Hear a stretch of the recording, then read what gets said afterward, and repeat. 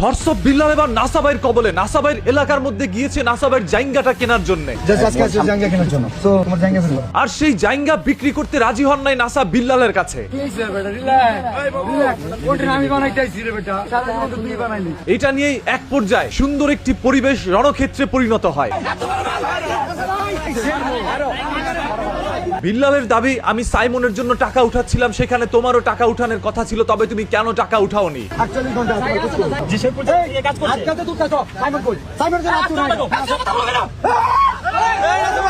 বরঞ্চ তুমি আরো বললে সাইমন একটি বাচ্চা ছেলে, ও যদি পৃথিবীতে না থাকে এতে কারো কিছু যায় আসে না। সাইমন যদি চলেও যায় যে ছোট পোলাপান ব্যাপার না, এটা নাসা ভাই বলছে কতটুকু কমানো। এই কথা বলার কারণে বিল্লাল আরো ক্ষিপ্ত হয়ে যায় এবং নাসার এলাকায় চলে যায়।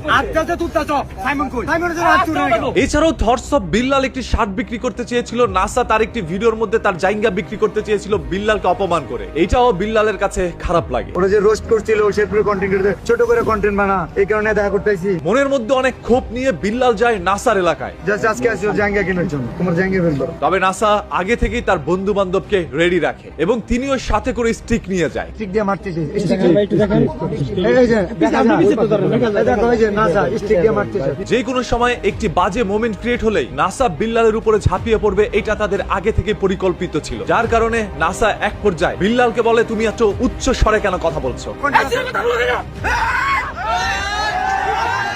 এটা বলা মাত্রই নাসার পিছনের যতগুলো মানুষ আছে সবাই বিল্লালের উপরে ঝাঁপিয়ে পড়ে। কিছু পরিমাণ উত্তম মাধ্যম বিল্লালকে দেওয়া হয়।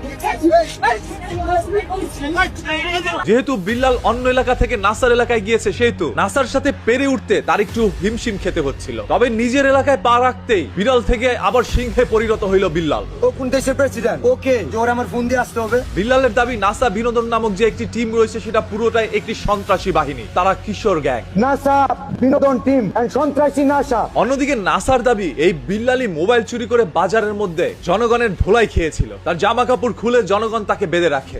এইভাবে উনি আবার নিশা পানি করে মনে হয়, নকলাতে মোবাইল টোবাইল চুরি করছে, এটা আমরা শুনছি কিন্তু এখন বলিনি, আজকে বলে দিলাম। বিল্লালের দাবি নাসার সন্ত্রাস আর নাসার দাবি বিল্লাল চোর। দুইজনের দাবিটাই আসলে ধরে নেন কিছুক্ষণের জন্য সত্য। যদি এটা সত্য না হইতো তাহলে একই জেলার কন্টেন্ট ক্রিয়েটর হয়ে তারা এরকম ভাবে একটি বাজে সিন ক্রিয়েট করতে পারতো না। যেহেতু তাদের কিছু অনুসারী আছে যারা তাদের অন্ধভক্ত বা তাদেরকে বিশ্বাস করে, সেই সকল লোকগুলো তাদের কাছ থেকে অনুপ্রাণিত হয়ে এখন একে অপরকে এইভাবে রাস্তার মধ্যে পেলে এরকম কোন সিন ক্রিয়েট তারা করতে পারে। বিল্লাল বলছে নাসা বিনোদনের একটি দোকান আছে যেটা তিনি চাইলে বন্ধ করে দিতে পারতেন, তার দোকানটা খারাপ রূপে ভাঙিয়ে দিতে পারতাম, কিন্তু সেটা কিন্তু করলাম না। 24 ঘন্টার মধ্যে যদি নাসা তার কাছে গিয়ে মাপ না চায় তাহলে সেই নাসার দোকানের সামনে তার ফ্যান ফলোয়াররা গিয়ে অনশন করবে। এটার জবাব নাসা ভাই দিবে।